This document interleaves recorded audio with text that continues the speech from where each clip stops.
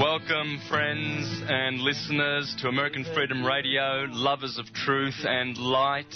You're with Santos, Bonacci. It's the 20th of March here in Melbourne, 1 p.m, and beautiful, glorious, sunshiny day. Obviously, here we are in the fall, in autumn. So, but you've got your spring coming up in the Northern Hemisphere. Wonderful. Beautiful. Tomorrow for us is the equinox, the day of balance, and,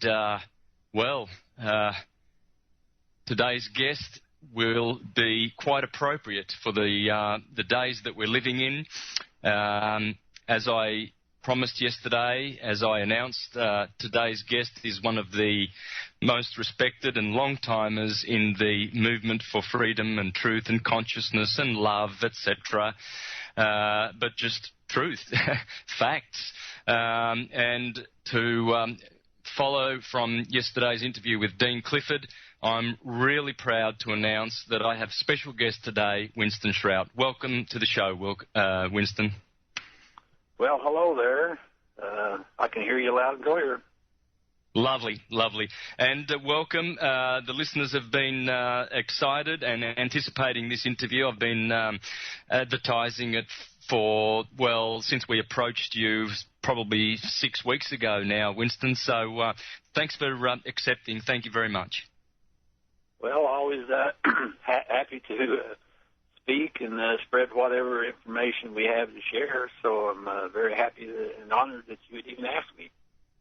Yep. Well, I've noticed that already. I've noticed that you are willing and make yourself available. So we are delighted to have you here on American Freedom Radio. Now, I don't have any specific things that, I want to direct you on, because I've followed your work for 5 or 6 years. I've done all the Accepted for Values and all of that stuff, and so I'm very, very familiar with your work. I know what you're doing behind the scenes. Your interview with David Wilcock there, explaining the work that you're doing to bring the troublemakers to, responsibility and so forth. So we can talk about that. I'm happy to talk about that. But anything that's that you want to share, please do, Winston.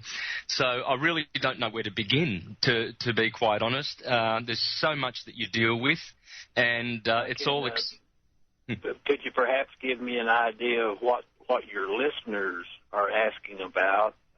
Perhaps we can key off, some of those items, if that would be helpful. Yeah. Well, perhaps we can start then with following through with the interview that you did with David Wilcock about perhaps the actions coming up against the likes of the Federal Reserve, which you announced have not renewed their contract. So where are they? What are they doing? Why do they still have a presence in our society? And how do we get back on track in terms of getting the treasuries to print real money for us, etc.? Okay. Well, maybe I should give some background information that might be helpful. And it has to do with, the international in respect to the Federal Reserve notes. The Federal Reserve system was actually a system that was anticipated way back in the early 1900s. It was, in fact, part of a master plan. However, it appears that the master plan kind of went askew a bit. In any event, we had all those things coming online. And so, in any event, coming down to our present time, more or less, and the impact of that, what most people perhaps are not aware of is that the Federal Reserve notes are an international currency.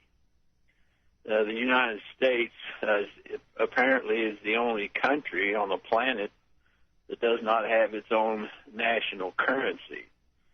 And so anytime any transaction transpires within the United States, that involves Federal Reserve notes, or what's referred to as U.S. dollars. It's actually an international transaction. And so I think maybe that might help people to conceptualize the situation as it is. Now, I'm not sure what year it was, but at some point it was decided that the Federal Reserve note would, in fact, be the reserve currency on the planet, and I believe it replaced the British pound sterling as the reserve currency. Now, what that means is that all the currencies on the planet are measured against the value of the U.S. dollar or the Federal Reserve note. Now, as has been mentioned, the charter for the Federal Reserve Bank ran out, and it was decided that the charter would not be renewed. Now, what that meant was that the Federal Reserve Bank itself would no longer function in the capacity of a central bank. Now, it appears that the function that was formerly performed by the Federal Reserve System, Federal Reserve banks, has been absorbed into the United States Treasury. And perhaps I should make one slight definition here. Do not confuse the United States Treasury with the United States Department of Treasury. Formerly, the United States Department of Treasury was a cabinet position within the government of the United States, but for purposes which became apparent later on, in 1920, the United States Department of Treasury was removed out of the U.S. government and became what is known now as the International Monetary Fund.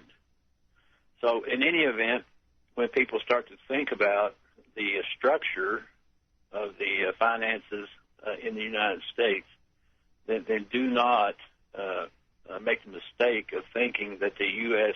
Treasury is the same thing as the U.S. Department of Treasury. They're two separate entities, although there's a certain amount of interlocking functions and so forth. Now, one of the things that has been contemplated, and I think Keith Scott would be a good one to address this, but what has been anticipated would be that the privately owned central banks would become nationalized. Now, what that would do would bring the central banks under the control of their respective governments, the purpose of which is to recapitalize the national treasuries of the various countries and therefore gain the control of the printing of their currencies and of their money and so forth. Now, that would be a great boon to the planet as that can be accomplished, and certainly with the demise of the central bank known as the Federal Reserve Bank at this point, perhaps we can expect a domino effect. At least I have my fingers crossed. So that's kind of maybe a kickoff there that might spur some thought. Yeah, that's beautiful, and it's mind-boggling. Now, just for my mind and the listeners that may not be so au fait with Department of Treasury and the Treasury. Now, the Department of Treasury, you said, is a cabinet position. Is that right? It was. Until 1920. Right. And so in my mind, the Treasury is the authentic printing press of the people by the people. Am I correct? It should be, yes, indeed. Right, and the Department of Treasury is, what, another corporation attached to that somehow? No, actually, the U.S. Department of Treasury is actually, you could say that it is the IMF, but it's not quite. But it is a part of the international. It is not a function of the U.S. government at this point. Right, exactly. Now I can understand it. Pretty much like the English believe that the Bank of England is a bank for the people, of the people, by the people, but the major shareholders are privateers. Of course, yes. Yeah. Yeah. Okay, so because go ahead. It was... Continue, sorry. No, I'm just interjecting that the goal that we're trying to get to is to have all of the central banks in all of the countries to become nationalized and under the control of their respective government. That's the goal here. Absolutely, and I can see the sanity and the good sense in that. Why should some foreign entity control a country's currency? And, of course, we have the famous quote by the Rothschild dynasty founder who said, let me just control the currency. I don't care who runs the place. I just want to control the money. And so they're still at it.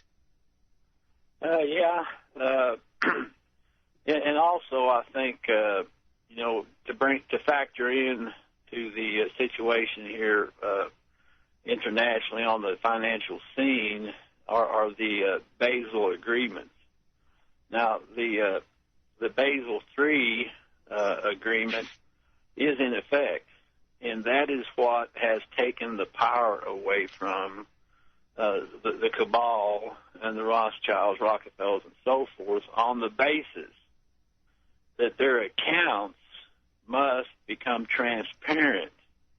Now, once the transparency is enforced on these entities, and actually all of the banks, it will be determined where their money came from. Now, as Keith has pointed out, much of this book money has been created by mirroring the collateral accounts, which is illegal.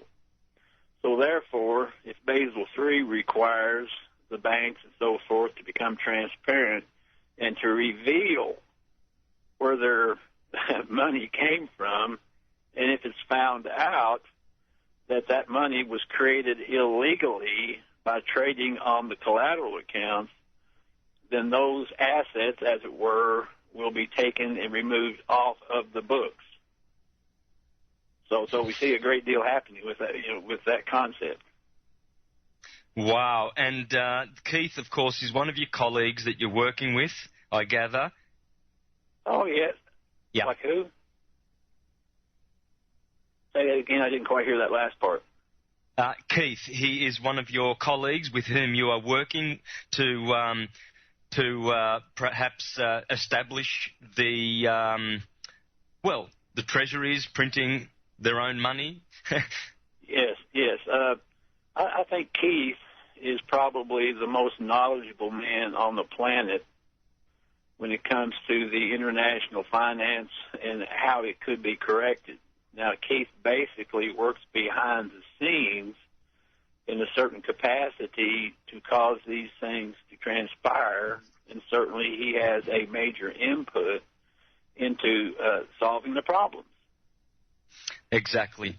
Now, I've heard about the process, how you've leaned in the private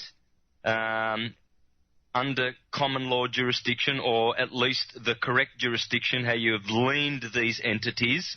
What sort of effects has that had so far, Winston? Well, actually, I was just speaking with Keith perhaps last week, and we were discussing that very subject. And he was not prepared to reveal to me exactly the conversations that he had, but he that very day had a conversation over lunch with an individual who would certainly know, but this individual had revealed to Keith that these commercial liens have, in fact, had a major impact on the international banking community. Now, exactly what that impact is, I can't say because I didn't get into that with him. But yes, indeed, those commercial liens have, in fact, had a strong influence, let's put it that way, a strong influence on how things are looked at in that commercial world. Very encouraging, absolutely very encouraging. Now, the Federal Bank, you have explained this in your interviews, and it's beautifully explained, how the Federal Reserve, when it was enacted, did have a clause in their contract or a condition in their contract whereby they were supposed to make 4% payments, which they have never done. Correct. And yes, when the contract was first created as a part of the contract for the use of the gold, the Federal Reserve Bank guaranteed a 4% annual fee. Now, that's not interest; that's a fee for the use of that gold, and that 4% to date has never been met. Now, that was the basis of that first lien that Keith created against Winston, brother, let me stop you there. The music's on, which means we're going to a break. Hold the thought. We're talking about the lien, and just hang on to that thought, and we'll go to a break back in a few short minutes. Hang in there, listeners. Thank you. Welcome back, folks. You're on American Freedom Radio, and we have very special guest, Winston Shrout. I know many of you are so excited about this, and we are thankful to have Winston, and the subject is hotting up. So, Winston, if you can remember the thought before the break, the liens. Yes, I can. Thank you. We were discussing the contract that was made between the owners of the gold and the Federal Reserve banks.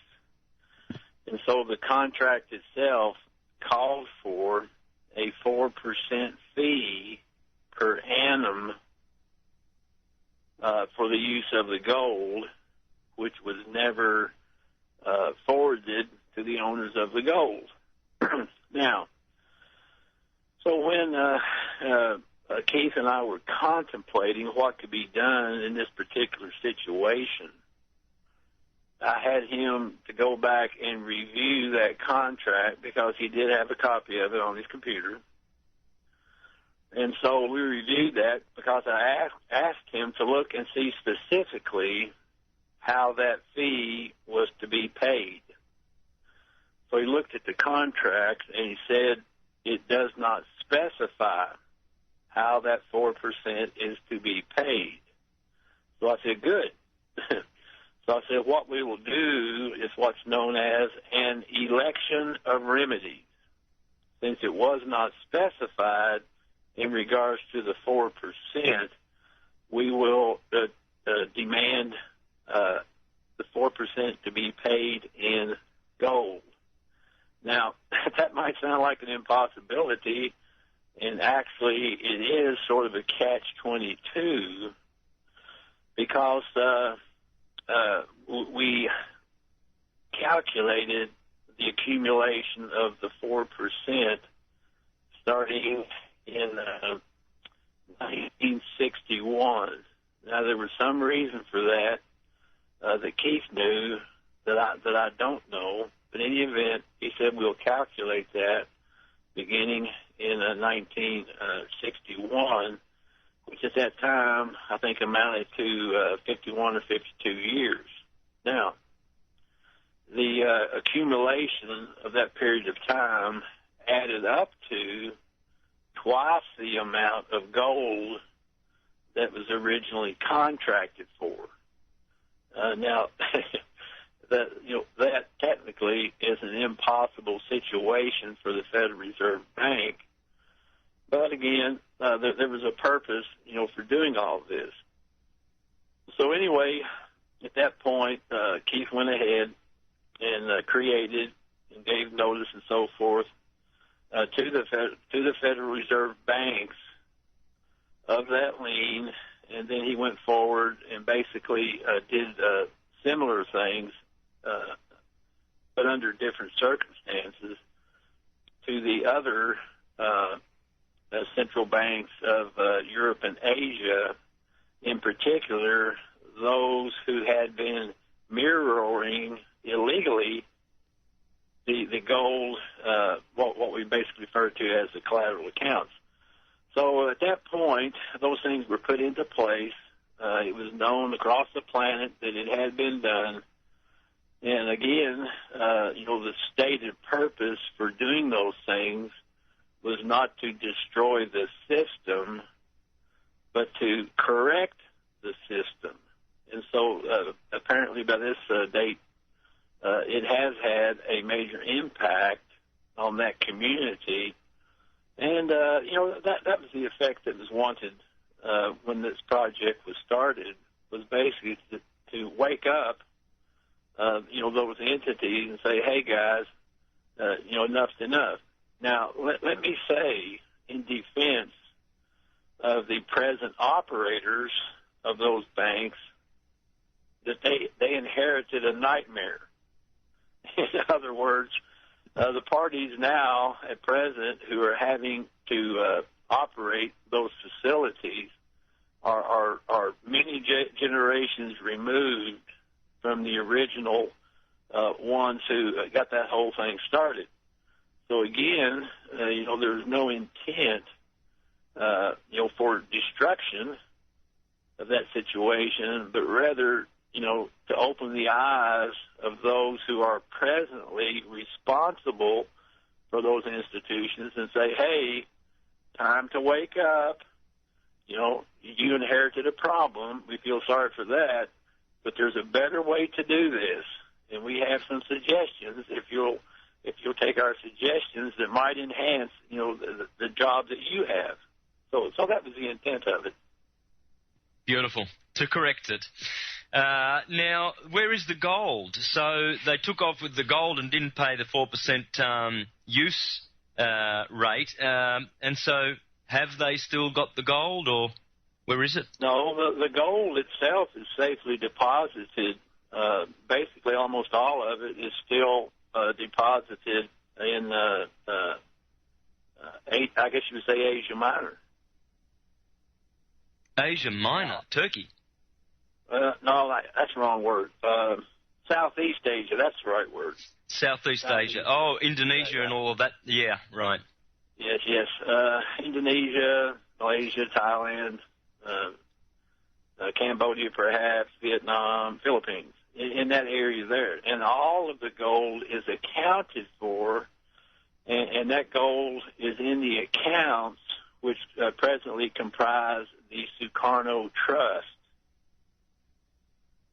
Now that's an interesting concept, and there's a lot of history behind that. At this point, Keith himself is one of the settlors on that trust, and so he has been put in that position certainly because of his ability and trustworthiness, and so he works quietly behind the scenes, developing things and meeting with people, making suggestions and so forth as to how the system might be corrected, and he does it from a position of power. Exactly. Look, I had Dean Clifford on yesterday, Winston, who deeply respects you and all the other, well, let's call them sovereigns for now. There's great respect for what you're doing, and he mentioned the same thing. The system's okay. It's a system. That's all it is. It just needs to be corrected because parasitic entities have hijacked the system, and they benefit from it, and we, the people, do not. So that just simply needs to be corrected. Yes, yeah, that's one of the premises that I've operated on since I started lecturing under the name of Winston Shrout Solutions in Commerce, and that is that we have a system, and I dare say there's very few people on the planet that could create a better system than that.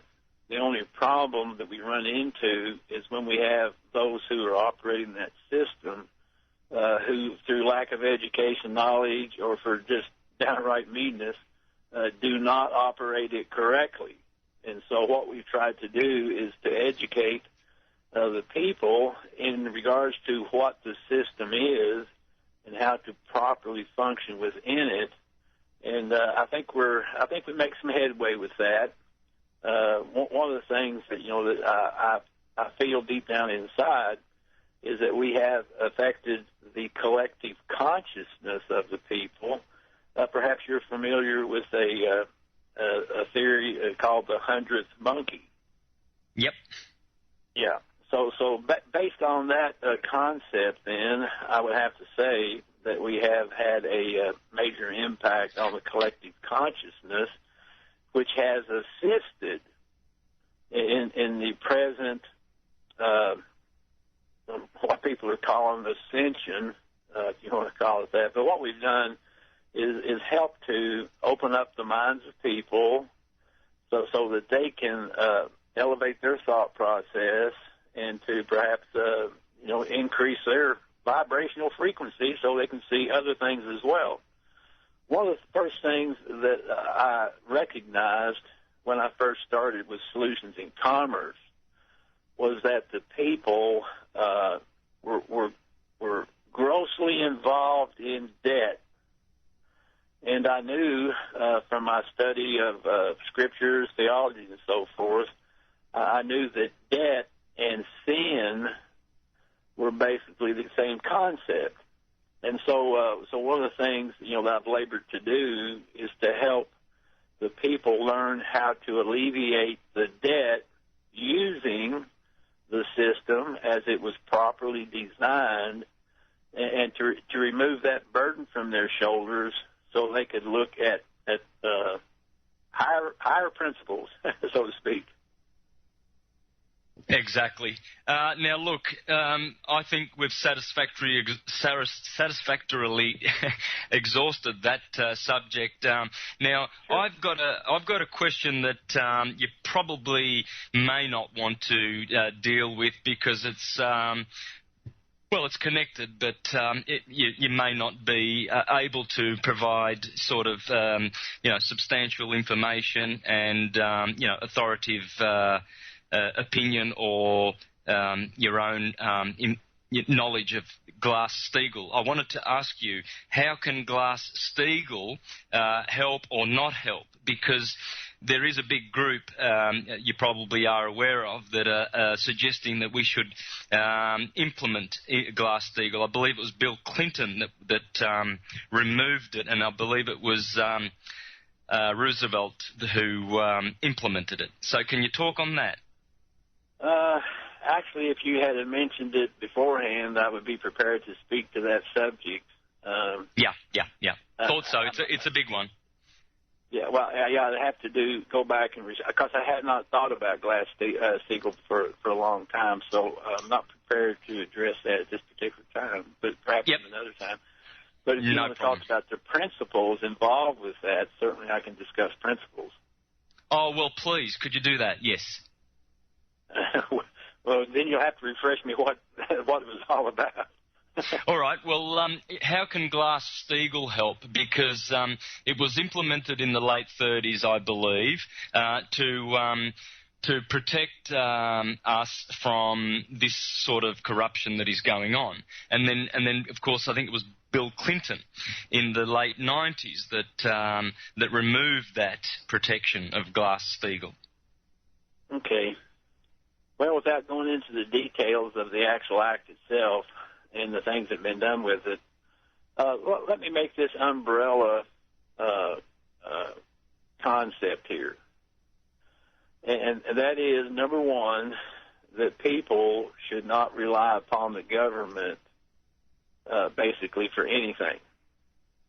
Now, what that means is that things like Glass-Steagall, whatever it is, or any other act by the government only applies to the government itself. Now, what has happened is that the people have been drawn in to the point that their status is considered to be U.S. citizens. And it's the same in every country, whereas the people have become citizens, and their status at that point puts them under basically a government. They appear as a government employee. Now, that is what is causing the control of the governments, all of which are only corporations. Anyway, it is that relationship that has caused people to come under the control of the corporate government. Now, people are not naturally that. I think perhaps you'd use the word sovereign and so forth. We use words like de jure, de facto, and some of those terms to describe various statuses. But in regards to any act of government and so forth, remember, it only applies to that corporation. It does not apply to people, only as they are drawn in by adhesion contracts, implied contracts. So, I mean, if you stop for a minute and just think, from a common sense point of view, why would you want to participate in that? Now, the fact of the matter is that if the people, and again, it is the people who are the source of all wealth on the planet. So if the people decided we are no longer going to support that corporation, basically the corporation to starve to death and go away. Now, as an example, some years ago I had a friend, and he told me the following story. He had been fighting along with some problems with the IRS, and so he had been trying to get rid of the Social Security number. Now, most people might not know this, but what you're calling the Social Security number... Just one moment, Winston. We've got the music in the background, so let's just go to the break. So the SIN number, we're going to get to that after the break, folks. Hang in there. We're with special guest Winston Shrout. Thank you. Welcome back, folks. We are here with special guest Winston Shrout on American Freedom Radio. And Winston, before we go on with the subject of the security numbers, Social Security numbers, just a question for you. Are you happy to throw the call lines open in the second hour? Sure, I'm up for it. Good. And another question. I do have a good friend and a well-known, okay, I'll use the word sovereign again. I think we need to reclaim that word, that I would love to join us in the second hour. Would you be into that? Yeah, matter of fact, I was just speaking with Dean earlier today, so yeah, I'm up for that. Okay, well, I'm going to surprise you as to who it is, but you'll be delighted. Or have you got an inkling of who it is? I think I have an inkling, yeah. Oh, dang, I was going to surprise you. Okay, well, he's going to join us in the well, he's going to join... Okay, so, all right, back to the SIN then. Okay, let me start off this conversation just a little bit differently before I get into some of the particulars, because I have been going in a certain direction, but I think I need to interrupt that direction with some comments. And that is, it has to do with the function, the proper function of the IRS, or what's known as the Internal Revenue Service. A lot of people are not aware that the Internal Revenue Service is actually connected directly to the International Monetary Fund, and which is connected directly to the United Nations. Now, so once you know who they are, then perhaps it's a little bit easier to understand the concept of why they are in place and what should be the effect of their function. It is necessary. The IRS is a necessary function for the purpose basically of control of the corporations. Now, you might look at that concept sort of as a hedge against fascism. Without that IRS and the taxing functions and so forth, basically the corporations would run wild. I mean, we have certain laws that, in regards to corporations and so forth, all of which or none of which are being abided by, certainly in the United States, and I suspect other countries as well. So the concept of the IRS, should be looked at from that direction. Now, since all of the governments have become corporate in nature and in fact, then you see the importance of that regulation in that respect. Now, so the question gets to be, is the IRS fulfilling its mandates in regards to that? And I would say probably yes, but you have to factor in some other things which people perhaps are not aware of. Now, so let me continue with that caveat in mind. Let me continue on with some of the things that we had been working toward before that last break, and that is one of the things that has. Well, let me give you an example first off. A friend of mine who had been struggling to deal with the IRS situations had tried to get rid of the Social Security number. Now, let me interject here that the Social Security number is not issued by the Social Security Administration. That number comes through the IRS via IMF and UN, and so that's where it comes from. So in any event, my friend was trying to get rid of his, as it were, Social Security number, and so finally he was talking to a agent for the IRS complaining about that situation. And the IRS agent spoke the truth to him when he said, "That's not your number. That's our number. And if you don't want the headaches involved with it, stop using our number." And so he stopped using their number, and the headaches went away. Wow. But in any event, people have to realize it's exactly the situation in regards to those things. Now let me address how the people are being regulated as corporations, and it has to do with the birth certificate. Now, when children are brought onto this planet, when they breathe the breath of life, then it is considered by the state, and when I say state, I'm talking about the various governments and so forth, it is considered by the state that the parents are incompetent to take care of that child. And so they go to work to try to provide a situation, for that new entity. And so at the hospital or other places, there is an application made by the parents, primarily the mother, as an application for a live birth. Now, as I've mentioned, you can either spell birth B-I-R-T-H, or you can spell it B-E-R-T-H, which might give people a little bit better understanding of what's being done here.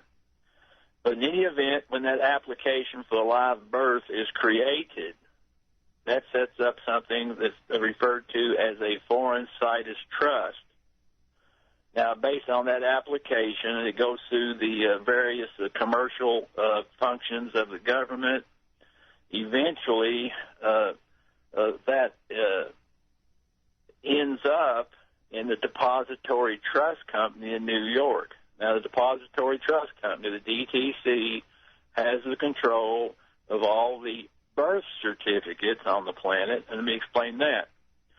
Now, when after that application for live birth has been created, at least here in the United States, the state registrar will create a birth certificate.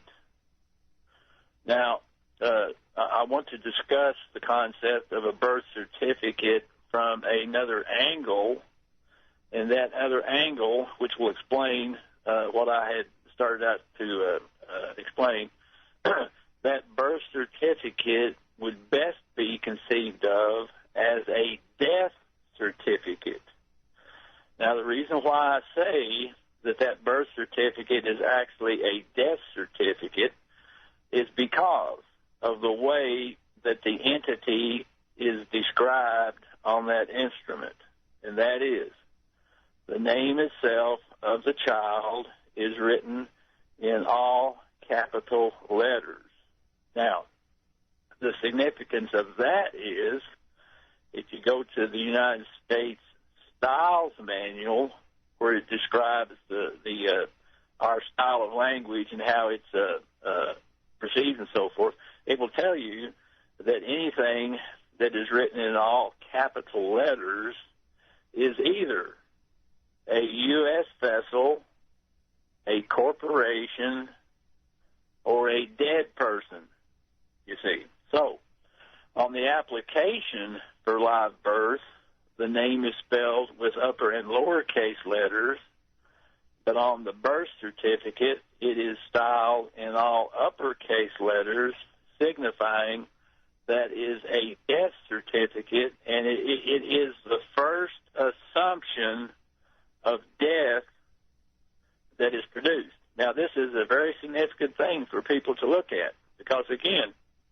the birth certificate, the birth certificate is the first assumption that the entity is a decedent, you see. Now, so most of the things that are generated out here in the public or with the governments and so forth are based upon that assumption. Now, that assumption is something that is very significant and must be overcome if someone is to operate as a man or a woman, or as some people like to say, a sovereign. Now, I myself don't like to use the word sovereign in particular. I refer to myself as a man because that's the only thing I can prove.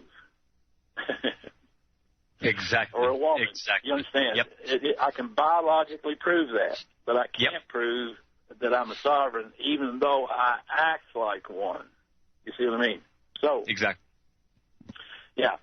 So once we find ourselves in that predicament, trying to live based upon an assumption, then we fall into these other problems, adhesion contracts, and all these kind of things that we seem to get embroiled in.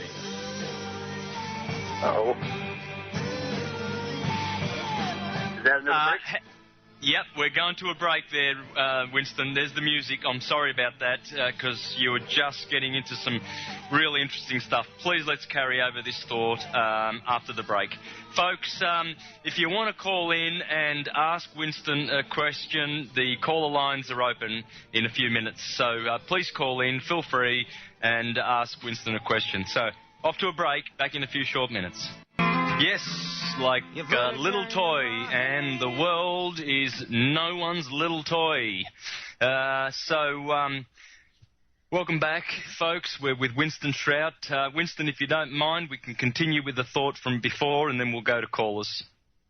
And our let me friend... finish up that thought. Go ahead. Yep, exactly. Yeah, let me finish up that thought process, maybe another 5 or 6 minutes so I can have that wrapped up, and then if you want to entertain some questions, we can do that as well. What we were driving at was basically the assumption that you're dead, and I gave several of the qualifiers that indicated that, principally being the birth certificate being actually a death certificate.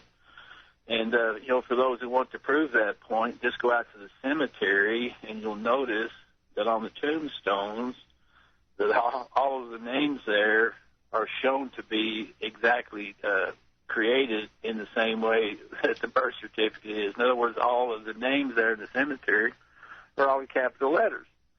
So the birth certificate basically is the tombstone.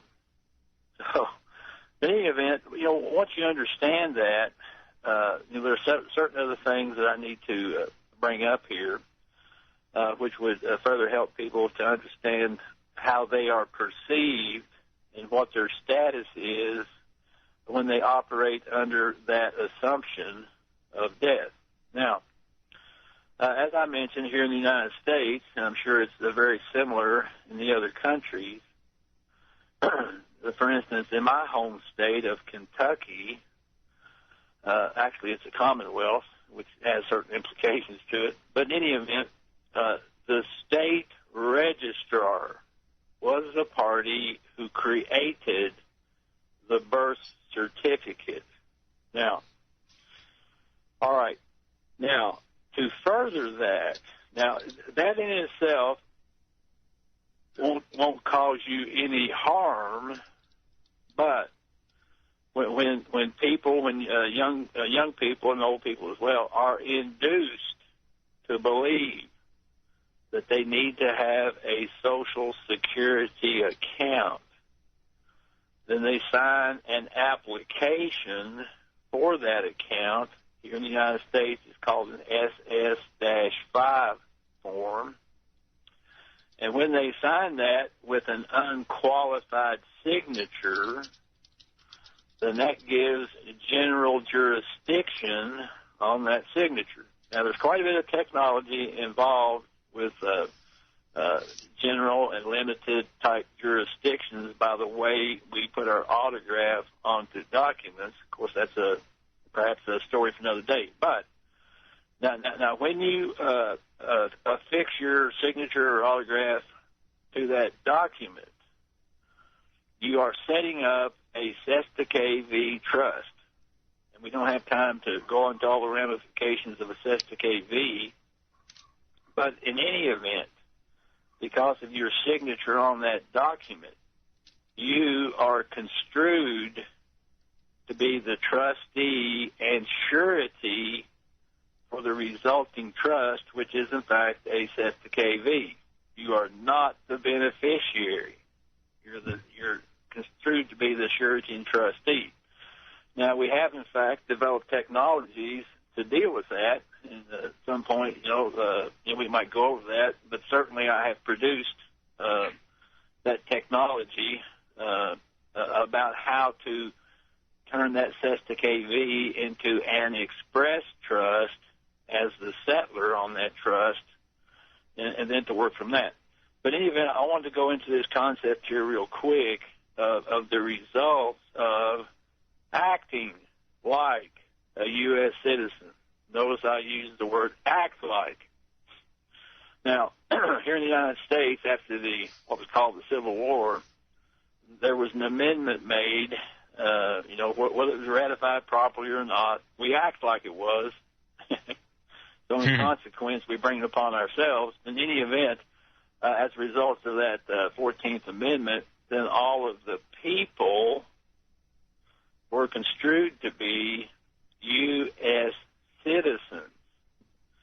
And then as things evolved over a period of time and so forth, then, like for instance, through the use of a zip code. In any event, all of the people, who act like U.S. citizens are deemed to be employees of the United States government. And hence, they can be taxed. You see, the government cannot tax in the way that they do. They cannot tax people, but they can tax corporations. They can tax U.S. citizens because U.S. citizens are common stockholders of the corporation. They can be taxed by the priority stockholders of that corporation, and they do.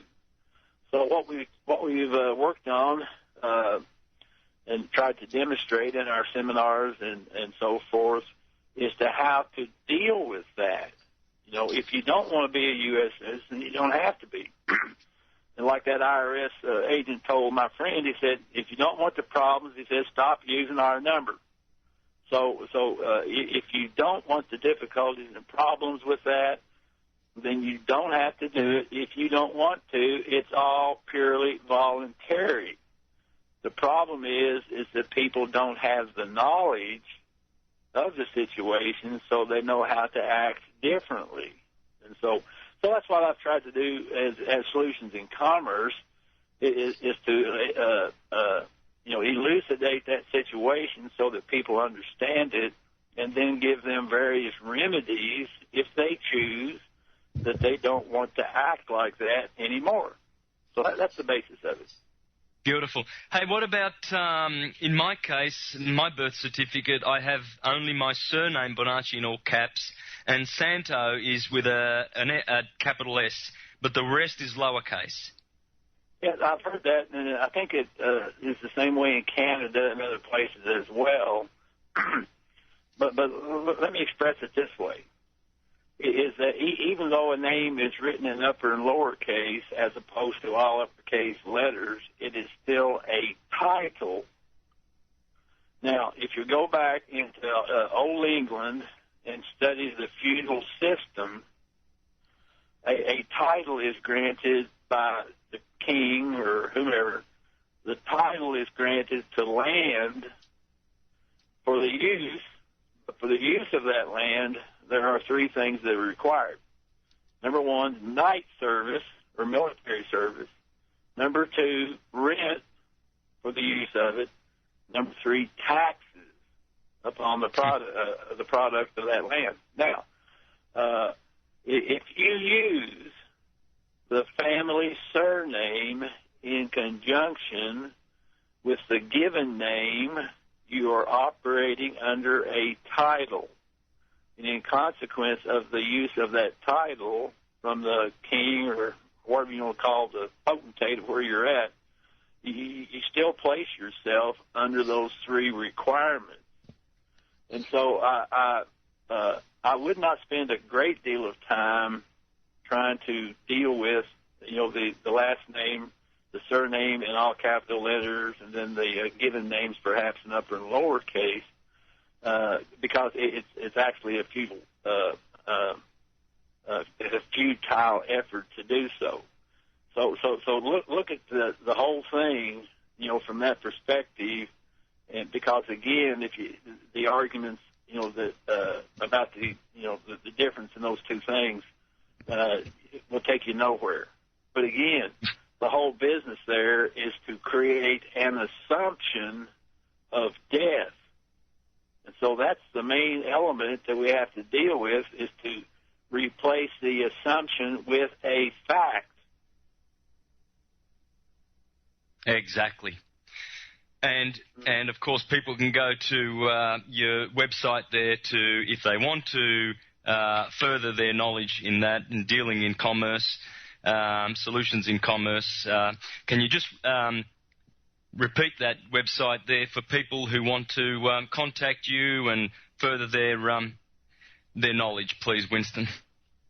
Sure, it'd be www.wssic.com, which stands for Winston Shrout Solutions in Commerce. And you can go to the website. Actually, we've started a YouTube site on that website where I give, short clips, short explanations about some of the things. And then if you want to go and look at the product list and ask questions about, the various things you see there, then certainly we would entertain those questions. Wonderful. And at this point in time, I would like to ask our friend to join us and welcome Dean. Hey, how's it going? Very well, thanks. 2 nights in a row. I feel honored. Yeah, I do too. Yeah, actually, I'm going to admit I prodded Santos into this when I found out Winston was going to be on, because he's been one of the people for many, many years that when you hear people that have been in the movement for a long time talk about the fact that a lot of us up-and-comers are standing on the shoulders of giants, you guys are talking to one of them tonight, and I am definitely guilty of my own brand of hero worship when I talk to Winston Shrout. So, yeah. Well, absolutely. I'm just a man, and I'm not an expert on anything. I am a student. As we all are. Nonetheless, you're a student that's walked the walk, the talk, and has much good experience to share. Look, I think at this stage I'll pull in a caller. How would you like that, Winston? Sure, go ahead. Yeah. And we've got... So caller with the number 6651, since he's been waiting for a long time. Are you there, caller? Hello? Hello. Yeah, I'm not sure if you can hear me or not. Yes, we can hear you loud and clear. Can we have your name so that, we can... Sure. My name's Robert. Yep, thanks, Robert. I got a question. Any way you could go over the Universal Postal Union's role in all of this? Okay. Were you able to hear that, Winston? Yeah, if you could repeat the question, I didn't quite make that out. If you could go over the Universal Postal Union's role in all of this with the UN. How long do you want me to take on that? Well, it just seems like everybody steers away from it. Actually, the postal concept is independent of all these other corporates and governments and so forth. As an example of that, when the United States of America was being formulated, one of the prime movers in that, a man named Benjamin Franklin, who was certainly capable of being the president of the United States, chose not to be the president, but chose rather to be the postmaster general. Now, he realized that the postmaster general, in his proper perspective, was probably the most powerful individual in the nation at that point, because he controlled the communication. And so a government cannot function internally, it cannot function externally without the ability to communicate. And hence, Benjamin Franklin chose to be in that power position rather than any other. So once you see, I'm not really remembering exactly when the various countries came together and formulated the Universal Postal Union, but again, that entity is independent of the governments that are on the planet. And so if you look at it from that perspective, perhaps it'll be enlightening to you. So you could all of it's going to boil back down to Bern, Switzerland, to the Universal Postal Union then. Certainly. Oh, All righty. Are you happy with that answer there, Robert? Yeah, it just seems like everybody. It should be the biggest player in the game would be the UN and the Universal Postal Union behind the whole thing. Yeah, there's just to further that a little bit. The Universal Postal Union, along with the various post offices of the various countries, have their own currency. For instance, here in the United States, we have United States Post Office money orders.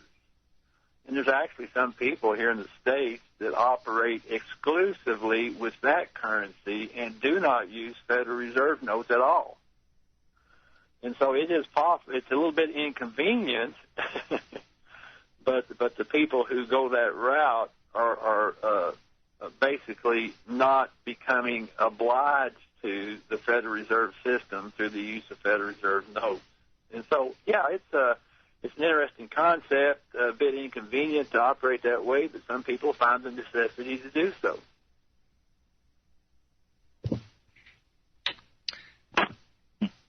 Good. Well, according to David Wynn Miller, the post office controls the court systems, or pays the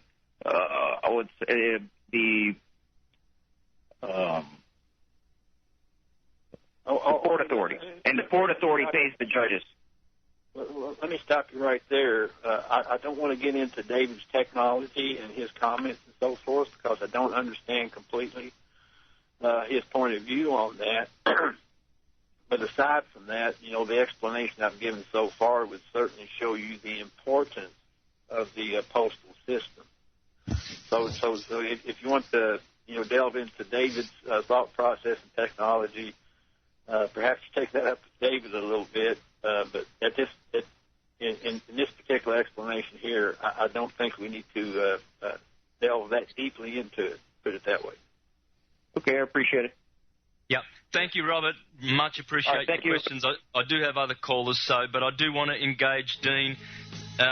Wow, there's the music in the background. So we're going to engage Dean and Winston, after the break, and then we'll take some more callers. So thank you for that, and we'll be back in a few short minutes. Welcome back, friends. We are having a nice casual conversation with Winston Shrout and Dean Clifford, and dealing with solutions in commerce. Solutions in commerce.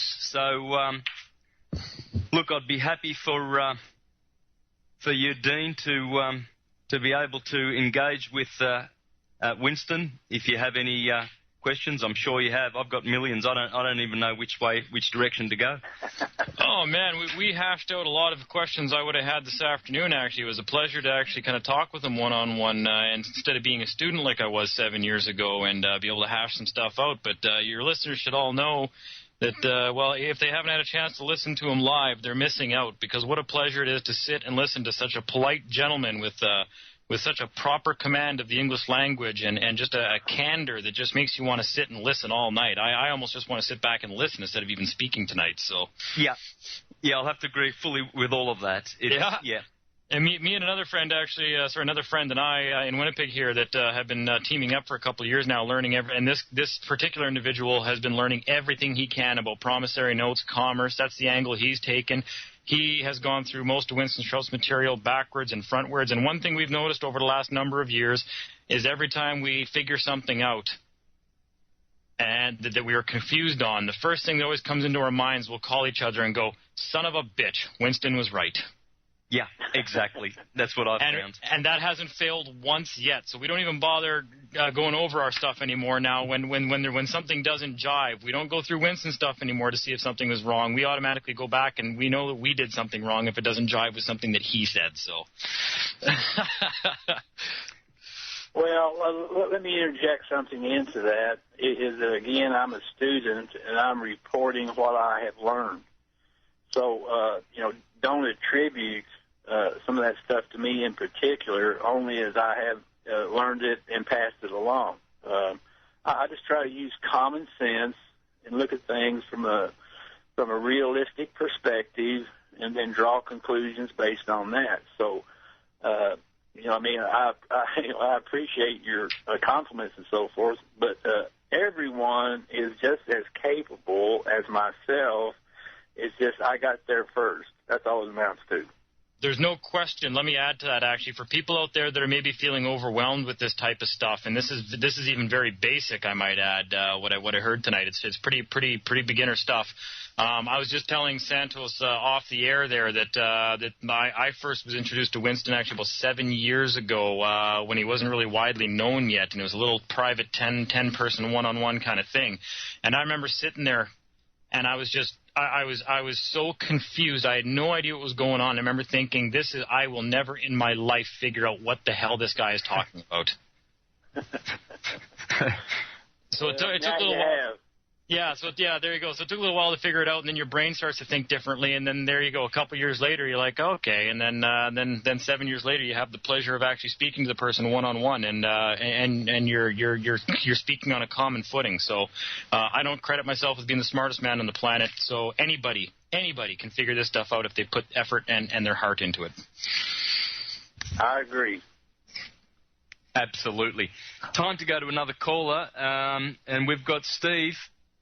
Hello, Steve. Steve, are you there? All right. Well, your line's on. If you want to ask a question, I'll leave it open. Hey, Santos, Steve, could I interject something here a moment about the questions? Please do. If it's at all possible, if the callers would formulate questions about what we've been speaking about, it would probably be more appropriate than going afield with other subjects where we don't have the time to completely explain those things. So if the callers' questions would kind of direct toward the subject matter that we've already discussed, it would certainly help the other listeners, I think, rather than going to other subjects. Exactly. At this stage, I think Steve might be just listening in the background, which happens quite often. So, but you're quite happy to interject if you're listening there, Steve. I've got your line open. If you don't, I'll just mute it out in a few minutes. Alrighty. So, yeah, one question I have got for both of you guys is I would love to have your perspective on what's happening in Cyprus, because this is something that is now happening. There's a lot of stuff out there that I've seen already this morning. People are sending me information about what's happening and what they think it means. It's nasty. It's nasty for people to lose 10% of their savings, and they're desperately trying to go to the bank to withdraw their savings, but all of those transactions have been blocked. What have you got to say about that, please, Winston, if you can? Well, let me give you some history that might be fundamental, and I think the peoples of the countries, that are suffering like this, perhaps might want to press some of these issues. And that was about almost 2 years ago now. Keith Scott asked me to participate with him in formulating an explanation in regards to money and financing. And I asked him, what is the intent of this? And he said, well, I intend to send this information to the financial ministers of some of the European Union countries. I said, well, okay. So anyway, we put together about a 20-page report in regards to some of these issues about money and banking and financing and so forth. And then Keith proceeded to send that information to some of the financial ministers. Now, the first one that he sent to was the financial minister of Ireland. And Ireland, of course, was having severe problems. In consequence of that information and new knowledge, perhaps, that the minister received, basically what he did was he went to the banks that had allegedly loaned money to Ireland. And what his position was basically, if you can prove that you loaned us any money, we will, in fact, gladly repay you. But if you cannot prove that you loaned us any money or where it came from, then we won't. And so, in essence, what he did was to remove the financial obligation of what would be referred to as a national debt. Now, Keith did send that information to some of the other European Union countries and so forth. And at first, it seemed like that some were prepared to act upon that in the same way that Ireland did, and probably, except for the way the election went in Greece, they would have followed that same example. In any event, the CEO of the IMF, Christine Lagarde, she got a copy of that somehow, and she looked at it, and she agreed with it. And at that point, she made certain corrections, if you will, in the way that the IMF dealt with some of these situations and so forth. Now, Cyprus, I don't think that Keith sent that information to Cyprus. But certainly these countries that are facing some of these difficulties and so forth, if in fact they would follow the example that was set in Ireland, I think they would be so much the better off. Well, as far as I know, Ireland still haven't, come out of the woods with their problem as much as. They have to correct their productivity and all those kind of things. But in that particular instance, they were able to deal with the bankers on that basis. See, you have to understand that again, when these international banks supposedly loan money, it's only book money. The only true wealth on the planet, again, is the products of people's labors. And so all of these loans of money and so forth are simply fictitious, most of which have probably been created by illegal trading against the collateral accounts. So if the financial ministers of the countries would wake up to that realization, then they would say, hey, no more. You're destroying our country. Wow. And what's your take there on Cyprus, Dean, yourself, if you don't mind? Well, I'll take a non-technical approach on this one. I myself am curious as to how many times in modern human history the banks have to screw people over and steal their savings and their retirement before people learn not to keep their stuff in the banks. It's not a matter of who owes who what, and this is what happened behind the scenes, and, well, maybe they wouldn't have stolen the money if this happened and everything else. Don't put your money there. How many times do you have to have your gas siphoned out of your truck before you go and you get a locking gas cap? This isn't rocket science. Just don't put it in there anymore. Look after your own retirement, right? Most of these people have savings, and they have bad credit card debts and mortgages on their homes. Why is your money in the bank if you have credit card debt and mortgages on your homes?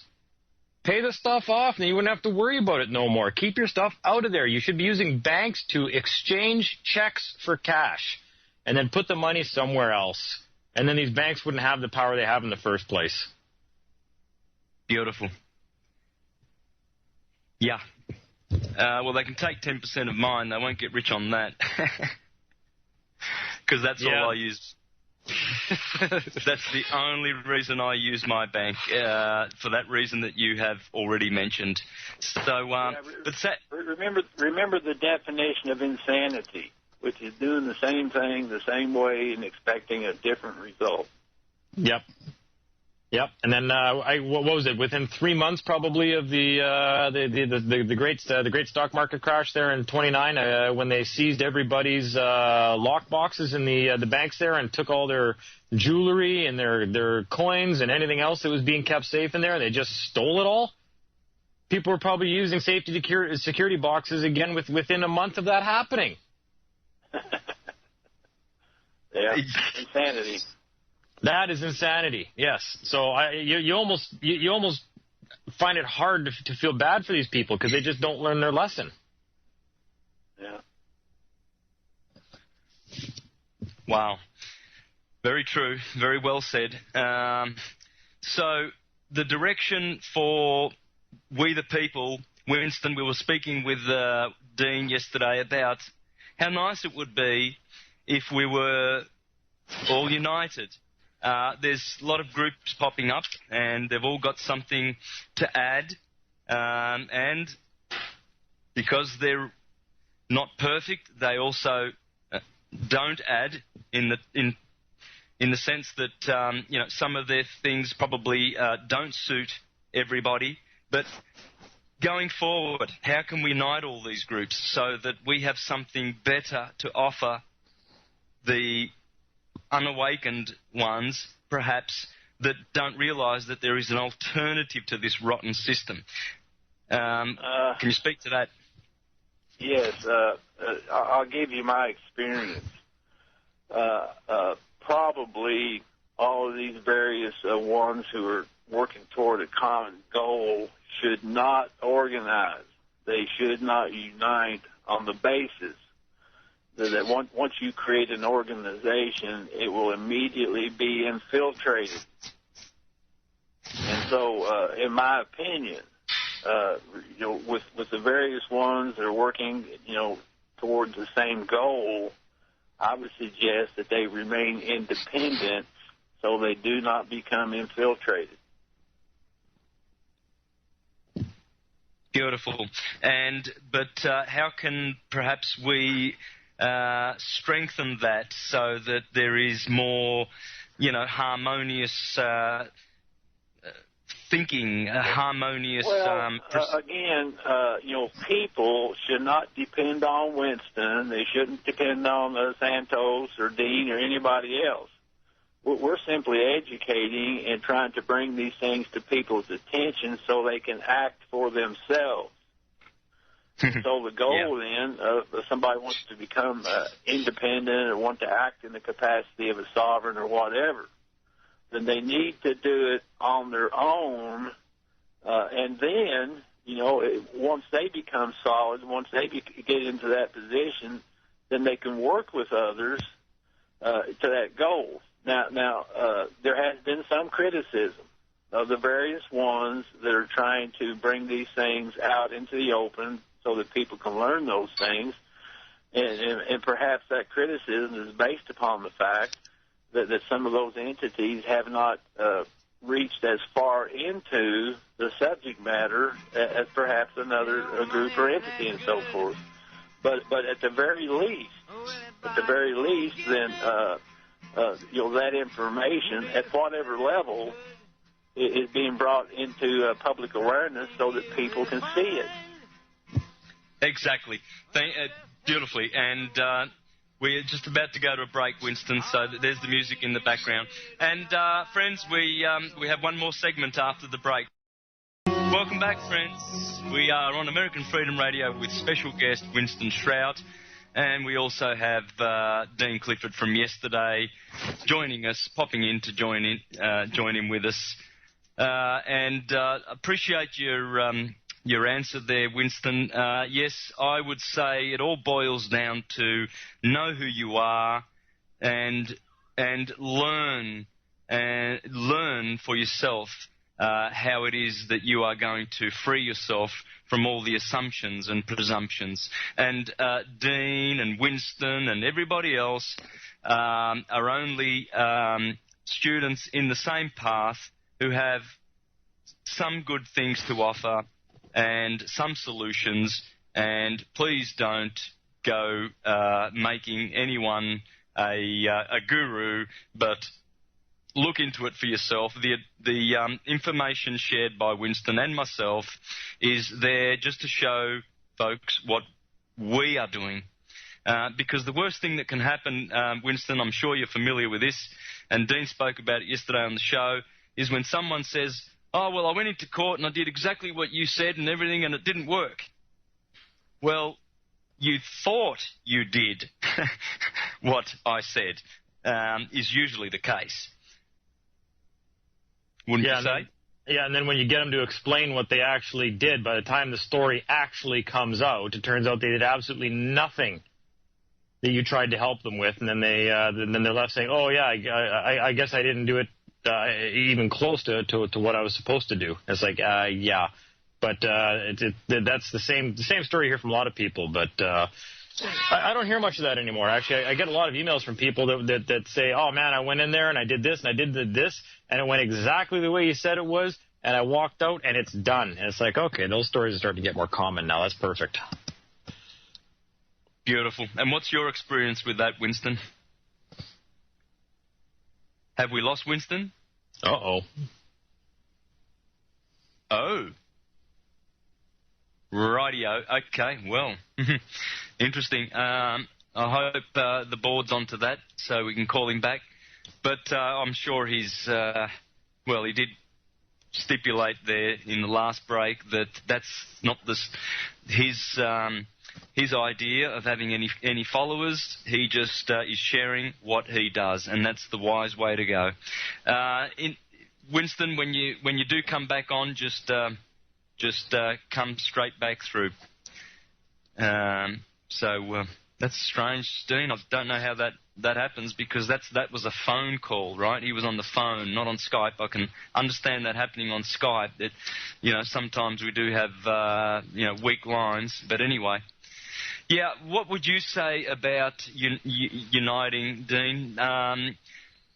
I tend to think that we need to have some sort of organism, not so much an organisation as Winston did say, because they do get infiltrated. There's no doubt about that. That's why they're monitoring Facebook and all of these interfaces that we have on the internet and whatnot. But they monitor them because they don't want things to get out of hand, and so that they can infiltrate them. But what about an organism or a united front in where we can share technologies and stand together so that we can offer something alternative to this system? Yeah, I think people need to get away from the idea that there's like these groups that are forming that are like some sinister organization that the government must infiltrate to discover their true diabolical schemes that are going on behind the surface, when really all it is a bunch of people just getting together trying to figure out their human rights and how they're going to enforce it. Like, it's pretty sad to think that a government really needs to monitor and infiltrate groups like that in the first place. I don't think there's any fear of that. Guess what? If a government agent, an undercover cop, wants to come and infiltrate me to find out what we're doing, be my guest. You're going to find out a lot of people just talking about stuff they read in law books and trying to tell the truth and figure out how they're going to make this world a better place. Ooh, what are you going to do? Take notes and take me to court for trying to figure out how to make the world better? Oh, no, like that's really terrifying. So quit worrying about all these government people. And I remember when I first got into this years ago, long before I'd heard of Winston, when I first went to my first DTAX Canada website there, Eldon Warman, and you were terrified that they were going to know you were even visiting that website, and you thought you had to disappear and go off the grid altogether and disappear from humanity. Otherwise, the government was going to hunt you down. You're going to wind up in a gas chamber somewhere. Like, it's ridiculous. That's absolutely ridiculous. And yeah, I would have been assassinated years ago for all the stuff I post on Facebook. Yeah, like, come on, that's exactly it. And actually, that's one of the things that I had to make a point of yesterday with a bunch of people. Some fellows I talked to down the States, some ladies and gentlemen down there, and other people that are so worried about this civil war that's coming, and the government's going to start rounding us up and killing us and everything else. And let me point this out. This is why I'm not worried about us forming organizations or forming our own little collectives, non-government organizations, micronations that have treaties together that we ban certain things that we know are just going to be used against us 2 generations from now to bring about the same problems we have right now. And I said to the person that was worried about the Civil War, and I've had a lot of conversations with people about this, and I try to look at this logically, and just think about this logically. If I wanted to go and kill somebody by smashing their head in with a lead pipe, would I call them every day for 2 weeks on the phone and say, I'm coming for you, man. Watch out. You better be watching your back because I got a lead pipe and I'm going to smash your head in? If I was actually going to do it, would I warn them about it? Would I tell them what I'm going to do? No, I would just sneak up behind them and bash their head in and kill them, and that'd be the end of it. Okay? Rapists do not torment their rape victim in advance and let them know they're about to be raped, okay? If the government was really going to do what they're doing, what people fear is going to happen, there's going to be a civil war, the government's stockpiling all these weapons, would they warn you? Would they be leaking information and making public broadcasts that they've just bought 11 billion rounds of hollow point ammunition? And that they got 30,000 Predator drones, and that now hunting humans is legal. Ooh, they've made a declaration, hunting humans is legal, so you better watch out, you freedom people out there, because if we are monitoring you and you're part of a website or an organization, it's going to be legal to hunt you next. Would they be rolling around in these what do they call them? Those troop transport, armored personnel carriers that they got motoring around Detroit and stuff like that right now? Basically, they're going out of their way to make it look like this is what they're going to do if people even dare poke their heads up and try to say something. That is not what people do if they're about to launch an attack on an entire country, okay? At that point, it's a bluff. It's a bluff. Absolutely. It's fear-mongering, same old tool that they've always generated. Big Brother's scary. If you are gearing up to massacre 300 million people that live in a nation full of the most heavily armed people on this planet, you do not announce your plans in advance to give them time to prepare and cause gun sales to go for the roof. You just do it. You plan in secret, but they're broadcasting this alleged mass arrest and mass, we've got all the death camps are there, and we got these, we're going to kill that, we've got 11 billion rounds of ammunition, we're coming for you. You don't advertise that, you just do it, and that's how you know that they're full of it. That's how you know it's nonsense. It's garbage. They're scared because we're waking up. Of course, and look at this other angle. I mean, they have spent millions of dollars setting up a commerce system where the more consumers there are, the richer they get. Like, they're going to kill those consumers and then, shut down Walmart and GM Motors and all of their industry? What are they going to do? Grow some new consumers? That's They've already got them. Nonsense. Well, actually, I could actually make a counter-argument to that and say that technology has gotten to the point where most people really aren't necessary and that they've already got what they perceive to be all the money in the world, so commerce really doesn't matter to them at this point anyways. So I could argue the contrary to that really 90% of humanity probably really doesn't need to be here to suit their purposes. But again, if that was your plan and you were going to carry out some kind of a coup and massacre hundreds of millions of people, you would never announce your plans in advance, especially not a decade in advance, and allow people to be stockpiling guns for the next decade. Like, it's ludicrous to think that. That's why I think even stockpiling guns is a ludicrous idea for Americans who think they have to get ready to go to war with their own government. It's nonsense. If anything, the 500 people at the very top of this are finally just going to bug out one day, and they're going to fly off to whatever island they bought somewhere on the other side of the planet in friggin' Bali or something, and just leave the place in a shambles, and we'll just have to rebuild, right? That's it. Exactly. Yeah, too true. You just have to think about it. Just go through the thinking process, friends. Fear is the most valuable tool. Subject people in fear. As Machiavelli wrote 500 years ago, of course, he was a Republican and a free man, but he did write his Prince and directed his advice to anyone who would wish to implement a principality. And a principality is all about that, fear. The prince must be feared. And here we are at the end of the show. I would like to thank Winston. I hope you're listening there in the background. But sorry that you dropped off. I don't know how that happened. But sincerest thanks for joining us, Winston. And you too, Dean. And we'll have you back soon, I'm sure, because you've got some things you're going to share with everybody. Big things coming, my friend. Big things. Good on you, brother. Keep up the good work. We definitely love you both. And so, friends, stay tuned next week for more great guests on American Freedom Radio. All the best. Bye-bye.